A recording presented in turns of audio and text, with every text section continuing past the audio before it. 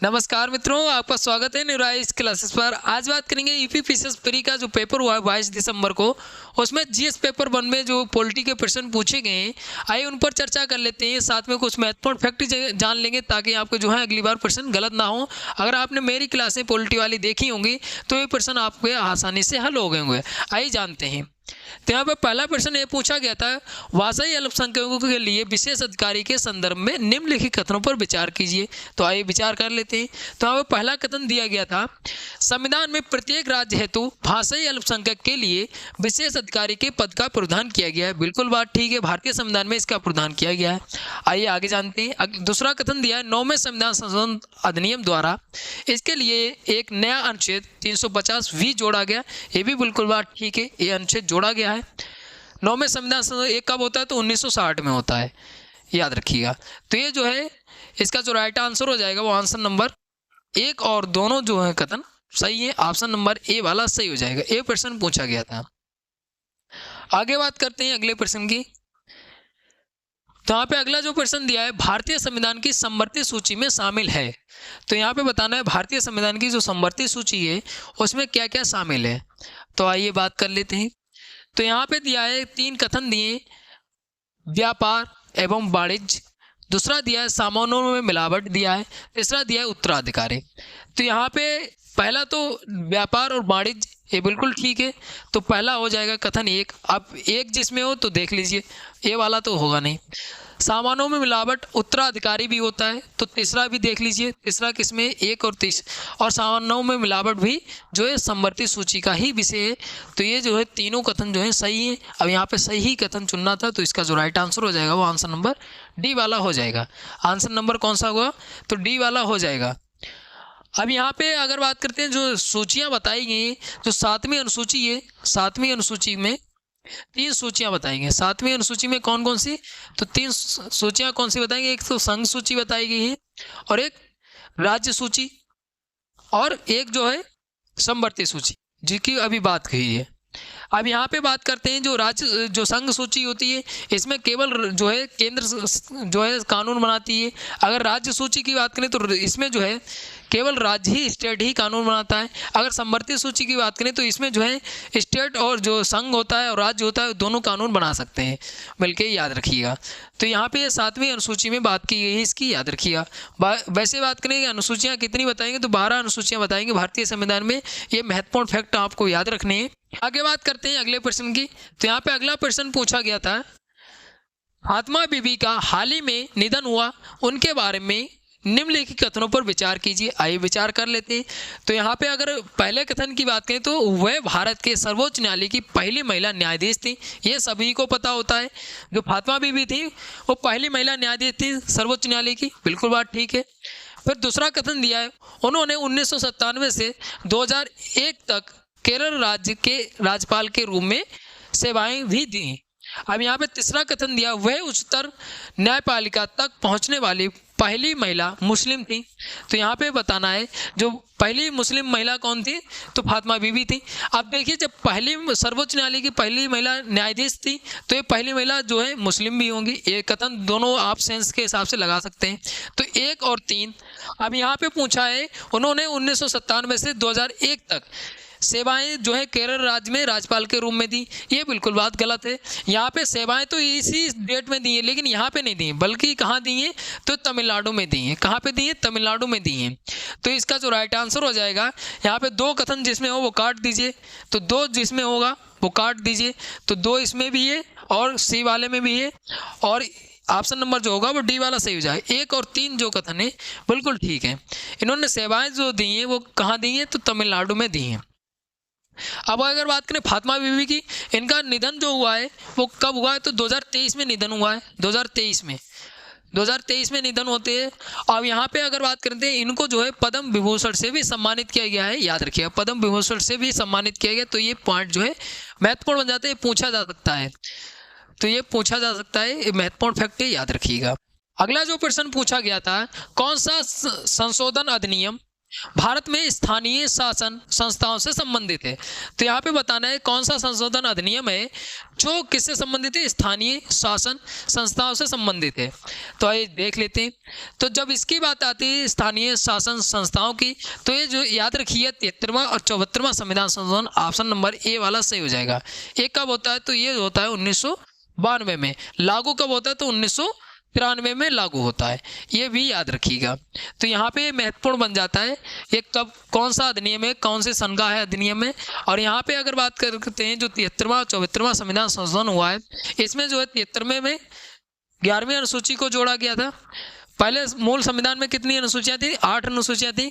तो इसमें जो है 11वीं अनुसूची को 73वें संविधान संशोधन द्वारा जोड़ा गया और 74वां संविधान संशोधन द्वारा जो है 12वीं अनुसूची को जोड़ा गया। अब यहाँ पे महत्वपूर्ण बन जाता है कि अनुसूचियाँ पहले 8 थी, फिर ये संविधान संशोधन द्वारा जोड़ी गई। पहले संविधान संशोधन द्वारा 9वीं अनुसूची को जोड़ा गया था। फिर बात करते हैं कि जो 10वीं अनुसूची थी वो 52 नंबर के संविधान संशोधन द्वारा जोड़ी गई और जो है 11वीं अनुसूची जो है 73वां और 12वीं अनुसूची जो है 74वां संविधान संशोधन द्वारा जोड़ी गई। तो ये इसी में जो है 73वां संविधान संशोधन द्वारा जो है स्थानीय शासन संस्थाओं की जो है बात की गई है, याद रखिएगा। आगे बात करते हैं अगले प्रश्न की। तो यहाँ पे अगला प्रश्न दिया है संशोधन से संबंधित। देखिए संशोधन से संबंधित 2 प्रश्न पूछे गए।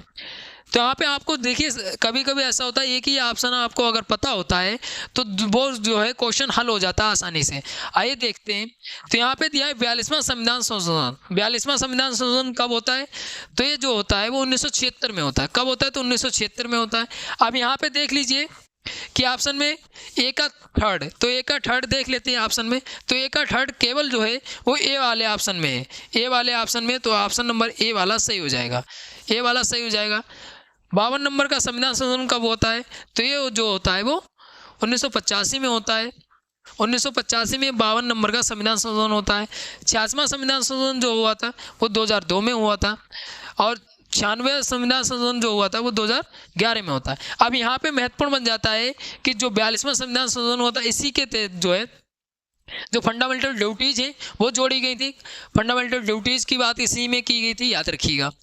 और महत्वपूर्ण ये बन जाता है कि 52 नंबर संविधान संशोधन हुआ था, इसमें जो है 10वीं अनुसूची को जोड़ा गया था। अगर बात करें 86वां संविधान संशोधन, तो इसमें जो है शिक्षा की बात की गई थी। अनुच्छेद जो 21 का है इसमें बात की गई, जो 86वां संविधान संशोधन इसके द्वारा प्रदान किया गया कि 6 से 14 वर्ष के लिए निःशुल्क और अनिवार्य शिक्षा की व्यवस्था जो है 86वें संविधान संशोधन द्वारा ही की गई थी।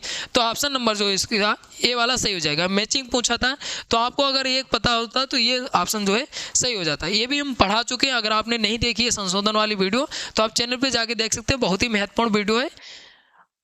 आगे बात करते हैं, यहाँ पे अगला प्रश्न पूछा गया था बलवंत राय मेहता समिति द्वारा अनुशासित त्रिस्तरीय पंचायती राज में निम्नलिखित में से कौन सा एक स्तर नहीं है। तो यहाँ पे त्रिस्तरीय में कौन सा स्तर नहीं है, तो ये तो बहुत सारा प्रश्न था। तो इसमें जो है न्याय पंचायत नहीं है। और अगर बात करें बलवंत राय मेहता समिति की तो इसकी स्थापना होती है 1957 में, 1957 में होती है। अगर बात करते हैं पंचायती राज जो है सबसे पहले कहाँ पे लागू हुआ था, तो राजस्थान में एक नागौर जिला है वहाँ पे सबसे पहले लागू हुआ था, याद रखिएगा। आगे बात करते हैं अगले प्रश्न की। तो यहाँ पे अगला प्रश्न पूछा गया संघ लोक सेवा आयोग को निम्नलिखित में से किन स्रोतों से कार्य शक्ति प्राप्त होती है। तो यहाँ पे देखिए ये प्रश्न थोड़ा सा डाउट में है।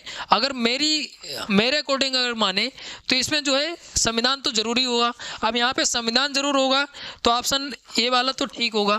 फिर संसदीय कानून भी होगा और संसदीय कानून के साथ अगर होना चाहिए तो कार्यकारी नियम और आदेश भी होना चाहिए। अब यहाँ पे कार्यकारी नियम आदेश होगा तो परंपराएं भी होंगे। तो हमारे हिसाब से जो कथन 1 और कथन 2 होना चाहिए। बाकी जो है देखते हैं आयोग क्या आंसर देता है। ऑप्शन नंबर इसका सी वाला लगा लीजिए जब तक कि। अगर संघ लोक सेवा आयोग की बात करें तो इसका अनुच्छेद 315 में बात की गई है, याद रखिएगा। आगे बात करते हैं अगले प्रश्न की। तो अगला प्रश्न दिया है, एक तरफ जो है संवैधानिक निकाय दिए हैं और संवैधानिक अनुच्छेद दिए हैं। तो आइए देख लेते हैं। तो यहाँ पे एक तरफ अनुच्छेद दिए हैं और यहाँ पे पूछा क्या है, पूछा जो है वो यहाँ पे पूछा है सही सुमेलित। यहाँ पे सही सुमेलित बताना है, यहाँ पे एक सही सुमेलित है ये बताना है। तो आइए देख लेते हैं। तो यहाँ पे अनुच्छेद दिए हैं और निकाय दिए हैं। तो यहाँ पे पहला दिया है राष्ट्रीय पिछड़ा वर्ग आयोग 340 दिया है। फिर वित्त आयोग 263 दिया है, निर्वाचन आयोग 165 दिया है और राष्ट्रीय अनुसूचित जाति आयोग जो है 148 दिया है। तो इसमें जो मैचिंग वाला है, इसमें जो है सही सुमेलित जो है राष्ट्रीय पिछड़ा वर्ग आयोग की जो है बात की गई अनुच्छेद 340 में की गई है। किस में की गई है? अनुच्छेद 340 में की गई है। बाकी जो है वो सही सुमेलित नहीं है। अगर वित्त आयोग की बात करें तो वित्त आयोग की जो है अनुच्छेद 280 में बात की गई है। अगर राष्ट्रीय अनुसूचित जाति आयोग की बात करें तो 338 में इसकी बात की गई है। अगर बात करते हैं यहाँ पे जो अनुच्छेद 165 बताया गया है, तो अनुच्छेद 165 में राज्य के महाधिवक्ता की बात की गई है अनुच्छेद 165 में। और यहाँ पे अगर अनुच्छेद 148 की बात करें तो इसमें जो है भारत का नियंत्रक महालेखा परीक्षक होगा, ये बात अनुच्छेद 148 में की गई है। और ये प्रश्न महत्वपूर्ण इसलिए बन जाता है कि अनुच्छेद 148 इसलिए दिया गया है कि जो अभी भारत के नियंत्रक महालेखा परीक्षक नहीं बने के संजय मूर्ति जी, इसलिए इन्होंने अनुच्छेद रख दिया है। तो यहाँ पे जो राइट आंसर हो जाएगा वो आंसर नंबर ए वाला सही हो जाएगा।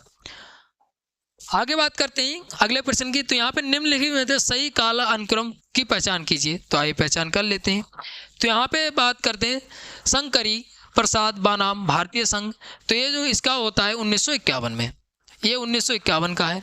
फिर सज्जन सिंह बनाम राजस्थान, तो इसका जो है 1965 का है। फिर बात करते हैं गोलकनाथ, तो गोलकनाथ की जब बात आती है तो 1967 याद रखिएगा। फिर केशवानंद भारती तो 1973 याद रखिएगा। तो आप देख लीजिए, मतलब ये जैसा दिया है वैसे ही सही सुमेलित है। ऑप्शन नंबर बी वाला सही हो जाएगा। तो ये प्रश्न भी पूछा गया था। आगे बात करते हैं अगले प्रश्न की। अगला प्रश्न दिया है कथन और कारण में। कथन और कारण का देख लेते हैं। तो यहाँ पे कथन और कारण की अगर जब बात आती है तो यहाँ पे एक महत्वपूर्ण ये बन जाता है, यहाँ पे अब कथन दिया है भारतीय संविधान का अनुच्छेद 352 आपातकालीन स्थिति की घोषणा से संबंधित है। बिल्कुल ठीक है, जो अनुच्छेद 352 है वो आपातकालीन स्थिति की घोषणा से संबंधित अनुच्छेद है। बिल्कुल ठीक है, ये बात बिल्कुल ठीक है।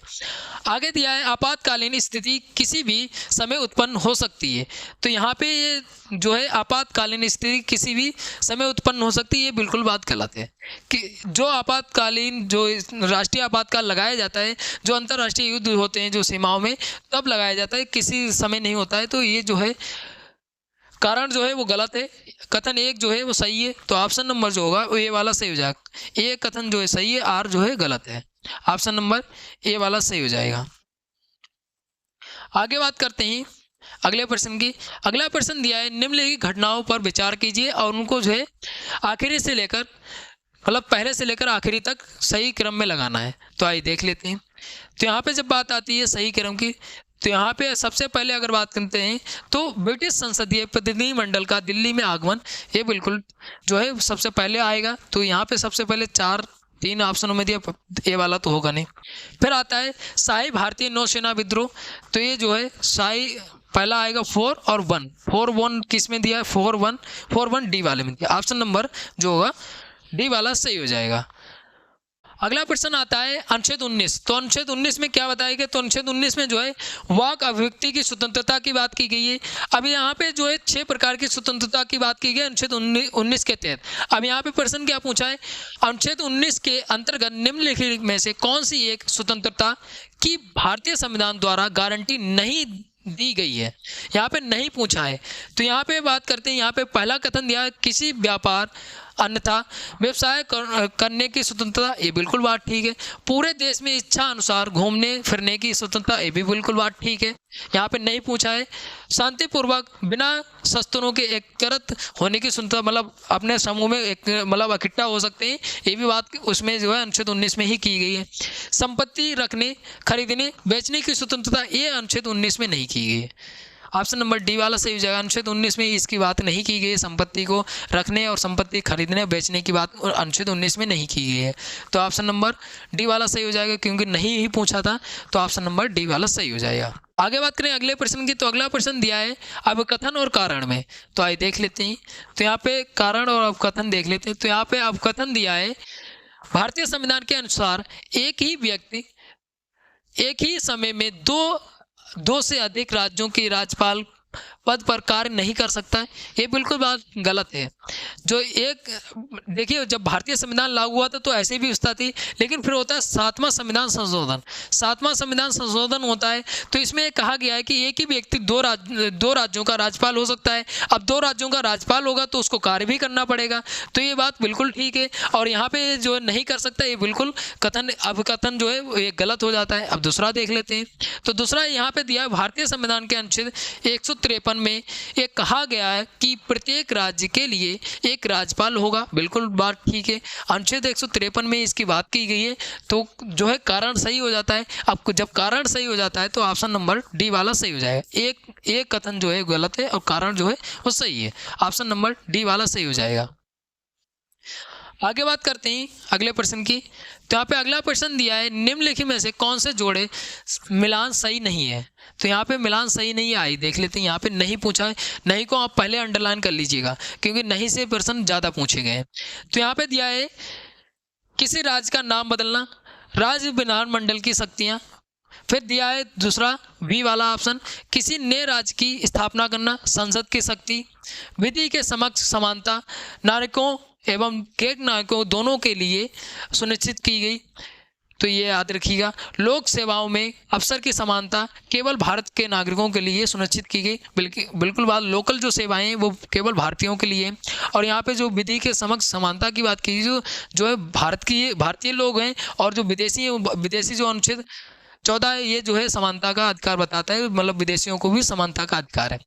तो यहाँ पे अगर बात करते हैं जो नए राज्यों की स्थापना करना, ये संसद की शक्ति है, बिल्कुल ठीक है। अब यहाँ पे नहीं पूछा है, तो देखिए किसी राज्य का नाम बदलना, ये जो है इसकी बात नहीं की गई है, जो राज्य विधानमंडल की शक्ति नहीं है इसकी, तो ऑप्शन नंबर ए वाला सही हो जाएगा।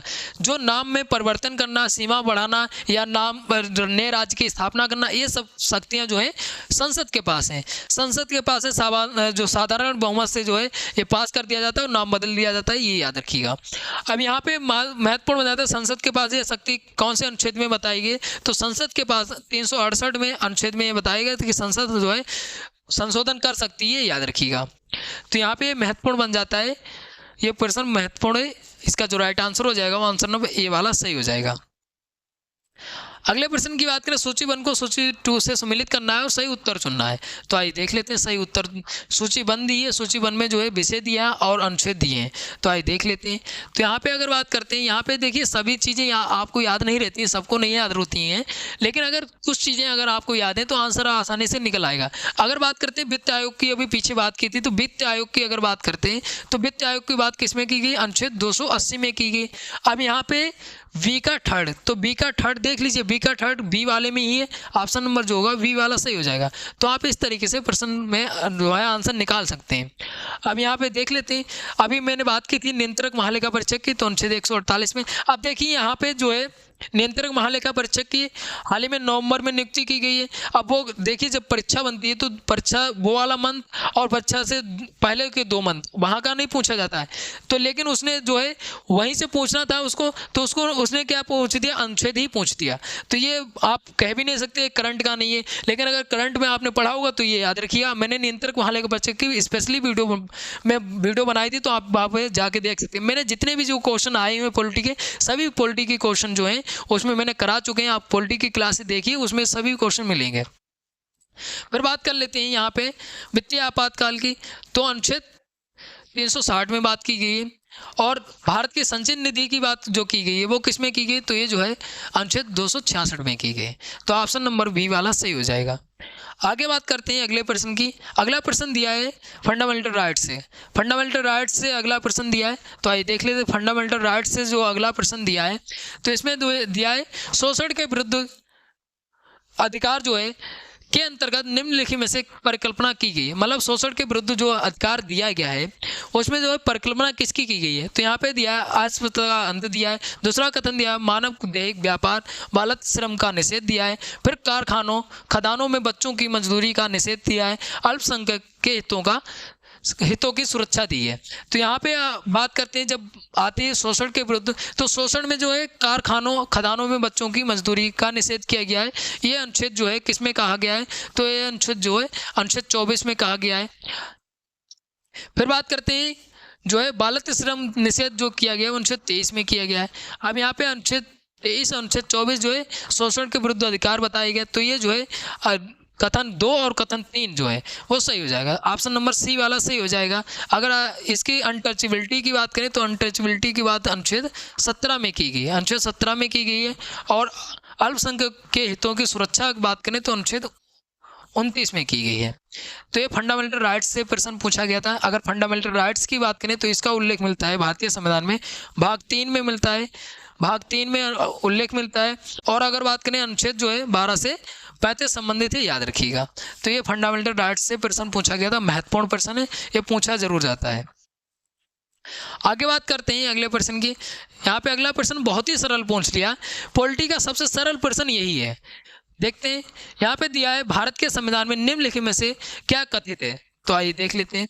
तो यहाँ पे दिया है राष्ट्रपति संसद के किसी भी सदन का सदस्य नहीं होगा, बिल्कुल बात ठीक है। संसद राष्ट्रपति और दोनों सदनों से मिलकर बनेगी, ये बिल्कुल बात ठीक है। देखिए जो राष्ट्रपति होता है, जो भारत का प्रेसिडेंट होता है, वो जो है संसद के जो सदन होते हैं लोकसभा और राज्यसभा, उसका सदस्य नहीं होता, लेकिन उसका अंग होता है। संसद के अंग पूछे जाए तो 3 होते हैं, लोकसभा, राज्यसभा और प्रेसिडेंट। अगर सदन पूछने जाए तो लोकसभा राज्यसभा होती है। अब यहाँ पे बात करते हैं, यहाँ पे बात की है कि सदन का सदस्य नहीं होगा, बिल्कुल बात ठीक है, कथन 1 जो सही हो जाता है। अब यहाँ पे मैंने अंग की बात की है, तो संसद जो है, संसद के अंग जो पार्लियामेंट है उसके अंग कितने होते हैं, तो 3 होते हैं। एक तो जो होता है लोकसभा होती है, और एक जो होती है राज्यसभा होती है, और प्रेसिडेंट होता है। तो याद रखिए तीनों अब ये इसी से संसद बनती है। तो दोनों कथन जो हैं वो सही हो जाते हैं। तो दोनों कथन जब सही हो जाते हैं तो ऑप्शन नंबर सी वाला सही हो जाएगा। अगर बात करते हैं यहाँ पे जो है राष्ट्रपति और संसद की, तो यहाँ पे संसद का जो है जो आपकी जो विधायिका है, विधायिका में ही इसकी संसद की बात की गई, सदनों की बात की गई, याद रखिएगा। जो भारत सरकार का अंग है विधायिका, उसमें ही बात की गई है। आगे बात करते हैं निम्नलिखित कथनों पर विचार कीजिए, आइए विचार कर लेते हैं। तो यहाँ पे भारतीय संविधान में कोई संशोधन लाने का उपक्रम किया जा सकता है। तो यहाँ पे जब भी देखिए कोई भी संशोधन लाना हो, कोई भी विधेयक मतलब डालना हो, तो वो जो है संसद के किसी भी सदन में लाया जा सकता है। संसद के किसी भी सदन में लाया जा सकता है, चाहे लोकसभा हो चाहे राज्यसभा हो। जब दोनों सदनों से पास हो जाता है तो वो अनुमोदन के लिए प्रेसिडेंट के पास जाता है। अब प्रेसिडेंट अनुमोदन कर देता है तो वो कानून बन जाता है। अब यहाँ पे बात की है कि संशोधन लाने का उपक्रम, केवल लाने का उपक्रम है, कानून की बात नहीं की गई। तो लाने का जो है लोकसभा राज्यसभा में लाया जा सकता है। तो ये इसका जो राइट आंसर हो जाएगा आंसर नंबर डी वाला सही हो जाएगा। आंसर नंबर डी वाला सही हो जाएगा। अगर लोकसभा की बात करें तो अनुच्छेद 81 में इसकी बात की गई है, और राज्यसभा के अनुच्छेद 80 में बात की गई है। तो याद रखिए ये भी पॉइंट जो है पूछा जा सकता है। लोकसभा की टोटल सीटें कितनी है, तो 550 मैक्सिमम है, 543 जो है सांसद बनते हैं, याद रखिएगा। आगे बात करते हैं अगले प्रश्न की। तो यहाँ पे अगला जो प्रश्न दिया है निर्वाचन आयुक्त से, तो निर्वाचन आयुक्त से जब प्रश्न दिया है तो यहाँ पे आप एक चीज़ याद रखिए, लोकसभा के अध्यक्ष, उपाध्यक्ष, राज्यसभा के उप सभापति का निर्वाचन करवाना ये बिल्कुल गलत है। जब एक गलत हो जाता है तो एक ये भी गलत हो जाएगा, ये भी गलत हो जाता है। नगर पालिकाओं और नगर निगमों के लिए निर्वाचन करवाना ये भी बात गलत है। तो कथन 2 भी गलत हो तो ये भी गलत हो जाएगा। ऑप्शन नंबर डी वाला हो जाएगा, उपरोक्त में से कोई नहीं होगा इसका। आगे बात करते हैं अगले प्रश्न की बात करें, निम्नलिखित में से कौन सा एक सही सुमेलित नहीं है। तो जब सही सुमेलित नहीं है ये पूछा है तो ये जो है संथावन समिति जो है वो सुमेलित नहीं है, पंचायती राज वित्त से संबंधित नहीं, बल्कि क्या है जो है कुशासन रोकथाम से संबंधित है, ये समिति याद रखिएगा। बाकी जो है वो सही सुमेलित हैं। आगे बात करते हैं अगले प्रश्न की। तो अगला प्रश्न दिया निम्नलिखित में से कौन सा एक सही सुमेलित नहीं है। यहाँ पे गवर्नर से प्रश्न पूछा गया है।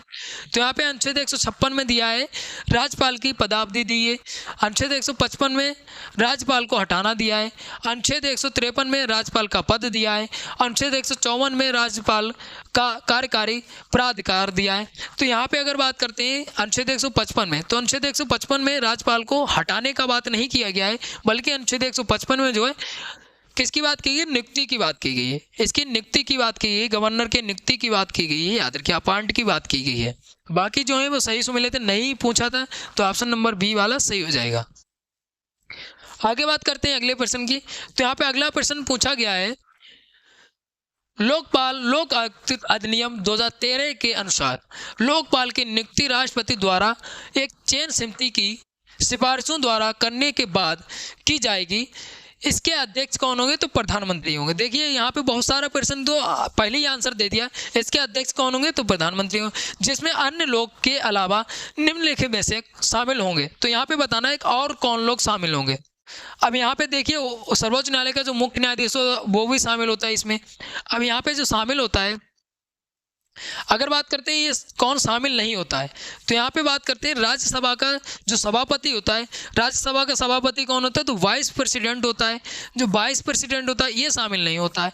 अब यहाँ पे ऑप्शन में ऐसे निकाल सकते हैं जिसमें 2 हो वो काट दीजिए, जिसमें 2 काट दीजिए। तो ऑप्शन नंबर जो होगा ए वाला सही हो जाएगा। ऑप्शन नंबर ए वाला सही हो जाएगा। लोकसभा अध्यक्ष भी होता है, लोकसभा में विपक्ष का नेता भी इसमें होता है, और जो उच्चतम न्यायालय के जो मुख्य न्यायाधीश होता है वो भी होता है।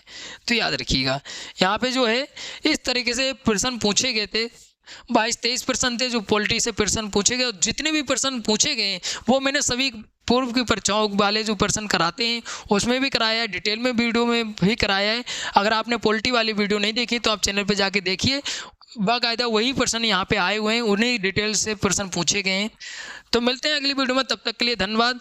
अगर आपने पॉलिटी वाली वीडियो नहीं देखी तो आप चैनल पे जाके देख लीजिएगा।